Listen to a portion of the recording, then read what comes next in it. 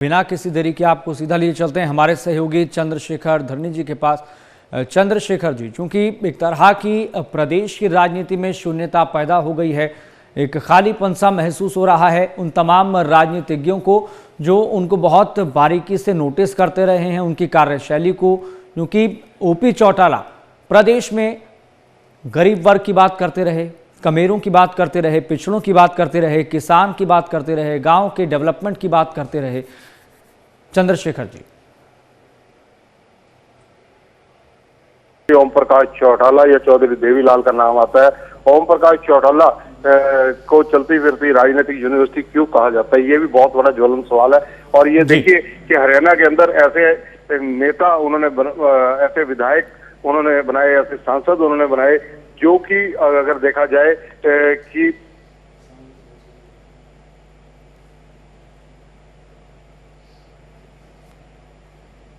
सचदेव त्यागी, मनफूल सिंह असम से और रणबीर गंगवा जो वर्तमान में मंत्री हैं, राम कुमार कश्यप जो इंद्री के विधायक हैं, इन्हें राज्यसभा में भेजा। इस तरह के मतलब कई दर्जनों नाम हैं जिनको जब ओम प्रकाश चौटाला ने स्नेह का हाथ रखा,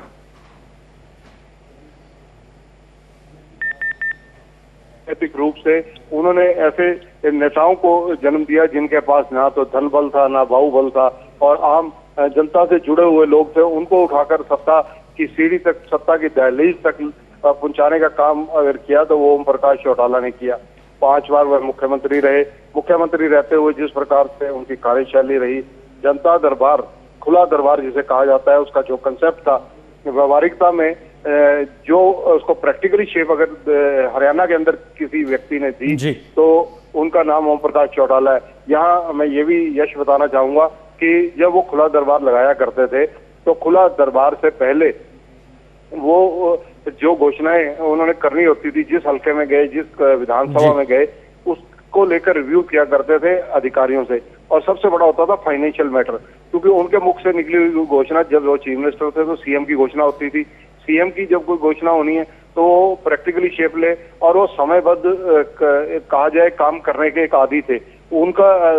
अगर आप देखें, इससे पहले हरियाणा में जब जिले 16 या 17 हुआ करते थे तो उस वक्त चौधरी देवीलाल ने 4 जिले बनाए जो 1991 में प्रैक्टिकली शेप में आए। मीनवाइल उस दौरान 3 बार ओम प्रकाश चौटाला मुख्यमंत्री बने कुछ समय के लिए, लेकिन ओम प्रकाश चौटाला की जो कार्यशैली 2000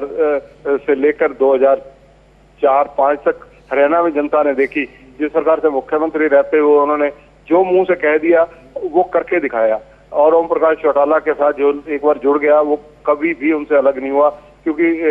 किसी के दुख सुख में अगर काम आने की जो कला है, जो एक आदत है, जो एक स्वभाव है, ओम प्रकाश चौटाला का रहा, वो आम राजनीतिक हस्तियों में नहीं देखा जाता। लेकिन ओम प्रकाश चौटाला जो है, उन्होंने हरियाणा का कोई कोना ऐसा नहीं जहां उनको किसी के दुख का पता लगा हो और वो वहां शरीक ना हुए हों। इस तरह से उन्होंने अपने आप एक समाज में, एक राजनीति में जहां स्थान बनाया, वहीं कमेरे वर्ग की वो जो आवाज बने, वो निसंदेह मजदूर कमेरे वर्ग की लड़ाई वे खूबी लड़ा करते थे। यही कारण था कि देश की राजनीति में अगर देखा जाए तो कहीं ना कहीं जब बड़े गठबंधन हुए तो उसमें अहम भूमिका, चाहे वो चौधरी देवीलाल जब वो प्रधानमंत्री बने, ओम प्रकाश चौटाला की रही, लालू यादव से बिहार में अलायंसेस हुए, और कई नेताओं से, नीतीश यादव और कई नेताओं से जो उनके संबंध थे। अगर पंजाब का देखें, प्रकाश सिंह बादल जो थे चौधरी देवीलाल के पगड़ी बदल भाई कहलाते थे, वो परंपरा को, अपने पारिवारिक संस्कारों को आगे निभाया चौधरी ओम प्रकाश चौटाला ने, और बादल परिवार ने भी इसको बेखूबी निभाया। यही कारण है कि आज भी अगर कहीं जिक्र होता है पगड़ी बदल भाई का और भाईचारे के प्रति, उसमें ना जाति आता है ना धर्म आती है, तो वो अभय चौटाला और सुखवीर के रिश्तों को लेकर सभी इस मामले में जानते हैं कि भाइयों की तरह वो एक दूसरे के दुख सुख में खड़े रहते हैं। तो ये परंपराएं जो निर्वाहन है पीढ़ी दर पीढ़ी, ओम प्रकाश चौटाला ने जिस प्रकार की, बिल्कुल। और चंद्रशेखर जी, क्योंकि इस बात का जिक्र भी आज राजनीतिक गलियारे में हो रहा है कि 1989 के उस दौर में जब मंडल कमंडल की बात हो रही थी, जब 2 दिसंबर 1989 को ओम प्रकाश चौटाला ने पहली दफा मुख्यमंत्री पद संभाला,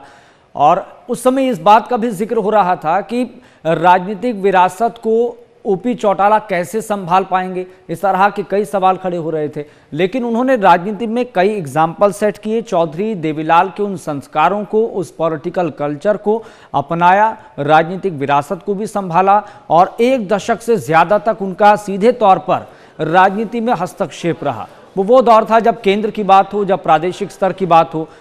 राजनीति में हड़कंप मचा हुआ था।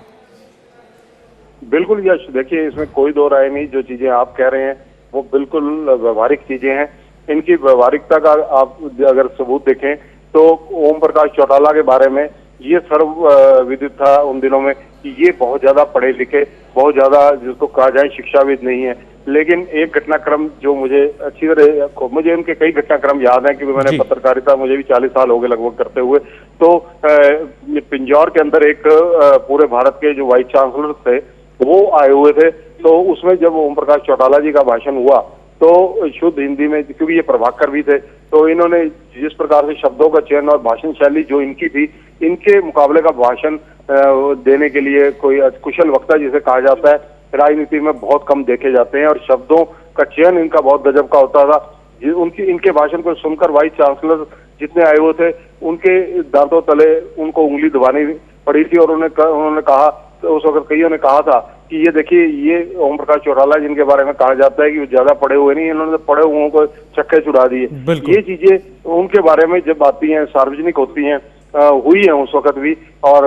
कई जगह सुर्खियां बनी है। तो ये चीजें घटनाक्रम राजनीतिक रूप से भले ही कोई पृष्ठभूमि रखता हो, लेकिन सामाजिक और एक व्यक्ति की सोच और उसकी जो कहा जाए वाक्य कौशल, चाहे सरस्वती मैया की कृपा कहिए, जितना भाषण शैली में निपुण ओम प्रकाश चौटाला को माना जाता है,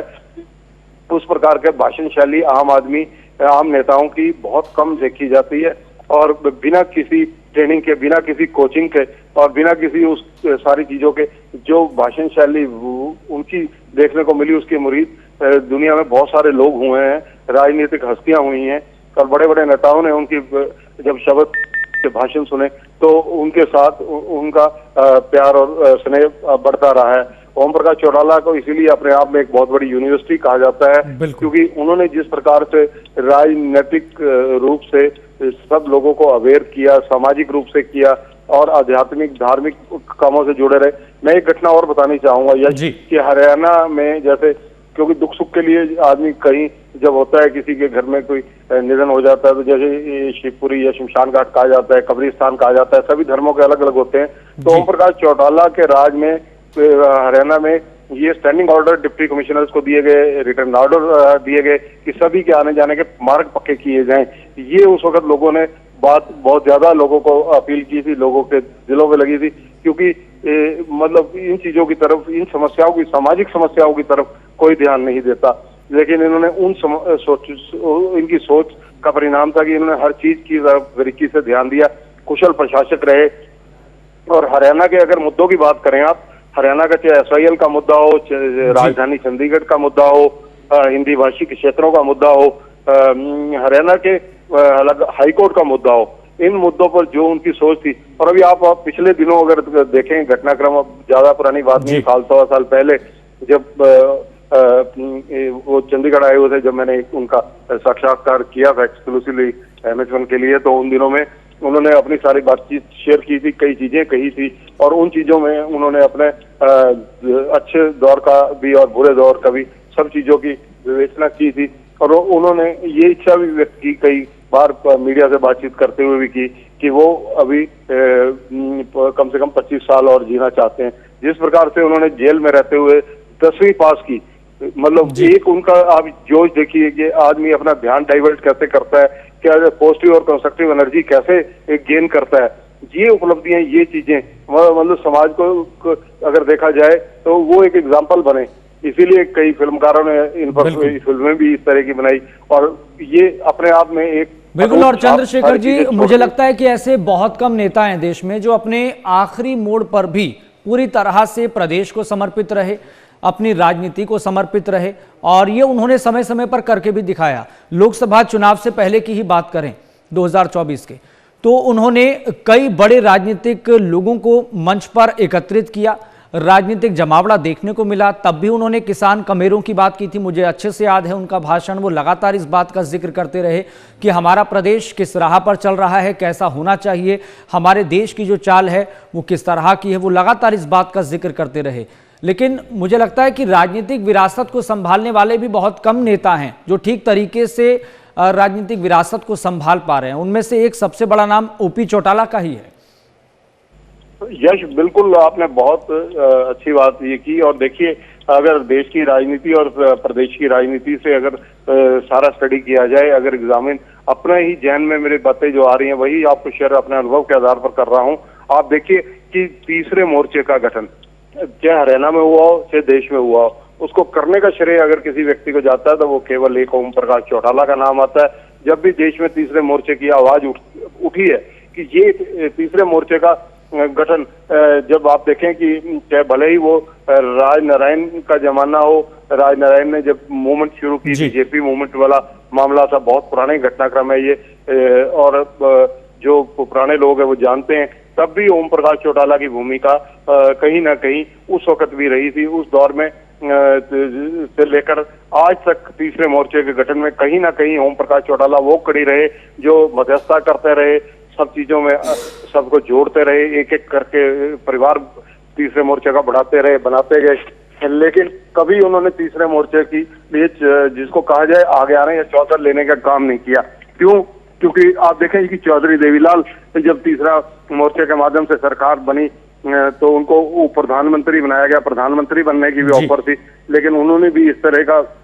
उस वक्त एक कुर्बानी दी थी। उन्होंने कहा था कि वो प्रधानमंत्री बनकर जो उनको वो सर्वसहमति से मिल रही है उसी पर सहमत होंगे, जबकि लोग उन्हें उस वक्त प्रधानमंत्री बिल्कुल। चंद्रशेखर जी, एक छोटा सवाल मैं आपसे और पूछूंगा, आप इस पर भी जरूर टिप्पणी कीजिए, क्योंकि मुझे लगता है कि ओपी चौटाला को अगर अपने आखिरी मोड़ पर भी, आखिरी दौर में भी अगर किसी बात का सबसे बड़ा गम था तो वो ये कि जिस इनेलो को उन्होंने बनाया उसमें बिखराव की जो स्थिति देखने को मिली, वो सबसे बड़ा गम रहा होगा उनका। देखिए, आपने जो सवाल पूछा ना, बहुत बहुत कीमती सवाल है। क्यों कीमती है? आप देखिए, आप इस तरह बढ़िए कि ओम प्रकाश चौटाला की जिंदा दिल्ली को देखिए। जिंदा दिल्ली देखिए, उन्होंने किसी चीज पर कोई प्रभाव उनके चेहरे पर कभी नजर नहीं आया, कोई शिकन नजर नहीं आया, चाहे वो घर को, परिवार को, समाज को, राजनीतिक हिसाब से किसी भी बिखराव जहां आप इशारा कर रहे हैं उस तरफ भी हो। लेकिन उन्होंने जिंदा दिल्ली से हर चीज को लिया, उन्होंने बोल्ड स्टेप लिए, उन्होंने एक स्टेप ले लिया, उसको विड्रॉ नहीं किया। और बहुत अगर कहा जाए राजनीति में तो उनको बहुत बोल्ड पॉलिटिशियन की संज्ञा दी जाती है।